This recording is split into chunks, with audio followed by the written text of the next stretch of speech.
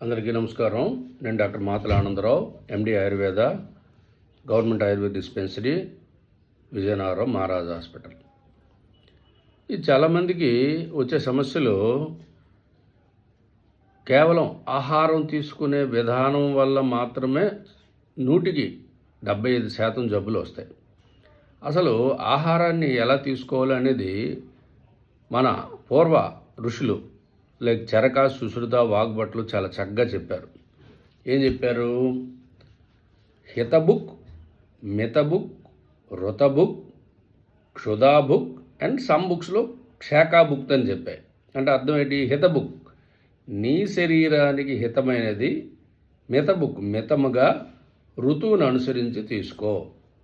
This is వాళ్ళు చెప్పినటువంటి explanation. Next కొన్ని బుక్స్లో ఏం చెప్పారంటే క్షుధా బుక్ అంటే ఆకలి వేస్తేనే తీసుకో.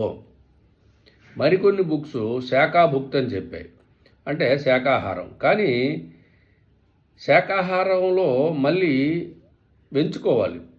శాకాహారంలో ప్రోటీన్స్ దేంట్లోనే చూసుకోవాలి. ఎక్కువగా మాంసాహారంలో ప్రోటీన్ ఉంటుందని అందరికీ తెలిసిందే. శాకాహారంలో కూడా ప్రోటీన్ ఉంటుంది. ఎందులో? బీన్స్, చిక్కుళ్ళని, మష్రూమ్స్ అని, పన్నీర్ అని, ఇటువంటి ఆహారాలు. అయితే ఇప్పుడు నేను చెప్పిన వాటి గురించి మళ్ళీ కూలంకుషంగా ఒక 5 minutes మాట్లాడతాను. హితబుక్ నీ శరీరానికి హితమైందంటే చూసుకోవాలి. కొంతమంది వ్యక్తులకి పాలు తీసుకుంటే నాకు మోషన్స్ అయిపోతున్నాయండి అని అంటారు. కొంతమంది నాకు పప్పులు తింటే పొట్టొబ్బరం అవుతుందండి అని అంటారు. అంటే వాళ్ళ గట్ వాళ్ళకి సెన్సేషన్ ఇస్తుంది. సో నీకు ఈ ఆహారం సరిపోవడం లేదు, నీ సత్వానికి అది సూటబుల్ కాదు అని హెచ్చరిస్తుంది శరీరం. సో దట్ వాళ్ళు నెక్స్ట్ టైం నుంచి ఆహార పదార్థాలు తగ్గించుకోవాలి. నెక్స్ట్ మితబుక్. మితం అంటే దీనికి ఎలా చెప్పారంటే మన శరీరంలో మన యొక్క ఆమాశయంను 4 భాగాలుగా విభజిస్తే అందులో 2 భాగాలు ఘన పదార్థాలతో నింపాలి. అంటే రైసు, కూరలు, ఇటువంటి వాటితో. మిగతా పావు భాగం అంటే మిగతా 2 భాగాల్లో 1 భాగము పానీయాలు, వాటర్ కానీ సూప్ కానీ ఇటువంటి వాటితో నింపాలి. ఇంకా 1/4 ఖాళీగా విడిచిపెట్టాలి. ఈ ఖాళీగా విడిచిపెడితే ఏమవుతుందంటే చక్కగా గాలిలో ఉన్నటువంటి స్టమక్లో ఉన్న గాలి ప్రసారం జరుగుతుంది. ఇంటెస్టైనల్ మోటిలిటీస్ కరెక్ట్గా జరుగుతాయి. ఎంజైమ్స్ సరిగ్గా రిలీజ్ అయ్యి ఆహారం పచనం అవుతుంది. అలా కాకుండా మనం 3 వంతుల ఆహారం తీసుకొని 1 వంతు వాటర్ తాగితే ఏమవుతుంది? అది రిఫ్లక్స్ ఇసోఫాగైటిస్కి, అల్సరేషన్కి, స్టమక్ అల్సర్స్ కానీ, డియోడల్ అల్సర్స్ కానీ ఇటువంటి వాటికి, నెక్స్ట్ బ్లోటింగు, వామిటింగ్ సెన్సేషన్, నాజియా ఇటువంటివి జరుగుతాయి. ఆ మితబుక్ని ఎలా తినాలి మరలా చెప్పారు. సమయం ఖచ్చితంగా పాటించాలి. ఫర్ ఎగ్జాంపుల్ ఉదయం 8 లోపల అల్పాహారం, మధ్యాహ్నం 12, 1 గంట మధ్యలో మధ్యాహ్న భోజనం, మరలా రాత్రి భోజనం మాత్రం 7 గంటల లోపే ముగించుకోవాలి. అంటే 7 గంటల లోపు ముగించుకోవడం వల్ల ఏమవుతుందంటే ఆహారం చక్కగా పచనం అవుతుంది. రాత్రిపూట జీవక్రియలు వేగవంతం అవుతాయి. సో దట్ ఆ టైంలో శరీరం బాడీని రిపేర్ చేసుకుంటుంది తనకు తానుగా. తర్వాత ఈ రాత్రి 7 ముగించడం వల్ల మరలా మనం ఉదయం 7 వరకు ఆహారం తీసుకోము. ఈ 12 hours ఏంటి మనం ఒక విధంగా ఇంటర్మిటెంట్ ఫాస్టింగ్ అని తీసుకోవచ్చు. సో దట్ ఇలా చేయటం వల్ల ఏమవుతుంది?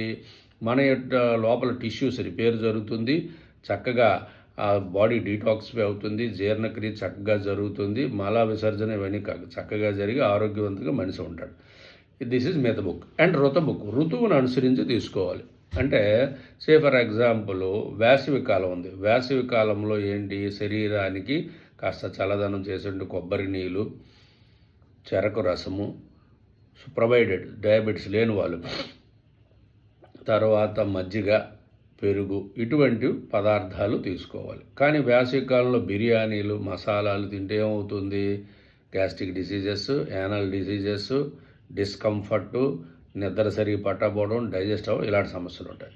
వర్షాకాలంలో వచ్చేసరికి ఈ మసాలా, కారం కాస్త తీసుకున్నా పర్వాలేదు. నెక్స్ట్ శరద్ ఋతువు అంటే బిట్వీన్ అక్టోబర్, నవంబర్, డిసెంబర్ ఆ కాలంలో మాత్రం కాస్త శరీరానికి వేడిని కలిగించేటు త్రికటు ఇటువంటి చూర్ణాలు యాడ్ చేసి ఫుడ్ని తీసుకుంటే చక్కగా రెస్పిరేటరీ ప్రాబ్లమ్స్ రాకుండా ఉంటాయి.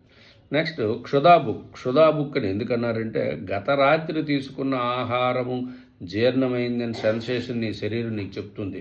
శరీరం తేలిగ్గా ఉంటుంది, మల విసర్జన కరెక్ట్గా జరుగుతుంది, తర్వాత చక్కగా ఆకలి మరలా పుడుతుంది. అప్పుడు మనం అర్థం చేసుకోవాలి, ఓకే నాకు ఆకలి పుడుతుంది అంటే ముందు రోజు తీసుకున్న ఆహారం చక్కగా పచనమైందని నిదర్శనం.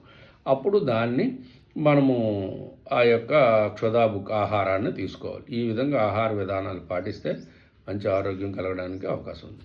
నమస్కారం.